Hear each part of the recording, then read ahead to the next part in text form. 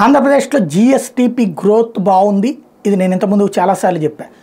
అట్లాగే ఇక్కడ వినియోగం విపరీతంగా పెరిగింది. అంటే సంక్షేమ పథకాలు రావడం వల్ల ఆ డబ్బులు చేతిలో ఆడటం వల్ల పేదలు ఖర్చు పెట్టగలుగుతున్నారు, తద్వారా జిఎస్టిపి డెవలప్మెంట్ అన్నటువంటి సాధ్యమవుతుంది. అట్లాగే జాతీయ సగటుతో పోల్చుకుంటే ఆంధ్రప్రదేశ్లో తలసరి వినియోగ వ్యయం అంటే ఒక్కొక్కళ్ళు ఖర్చు పెట్టే వ్యయం కూడా జాతీయ సగటు కంటే ఆంధ్రాలో ఎక్కువ ఉంది.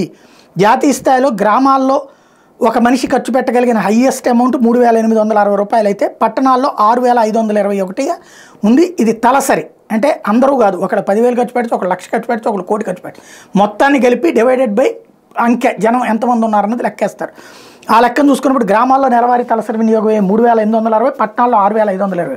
కానీ ఆంధ్రాలో చూస్తే ఆ విషయంలో తలసరి వినియోగం 4,996 గ్రామీణ ప్రాంతాల్లో ఉంది, పట్టణాల్లో 6,887 ఉంది. ఈ రెండిట్లో కూడా జాతీయ సగటు కంటే ఆంధ్ర డెవలప్డ్గా ఉంది అన్నటువంటిది గృహ వినియోగ వ్యయ సర్వే నివేదికను బట్టి తేలుతోంది.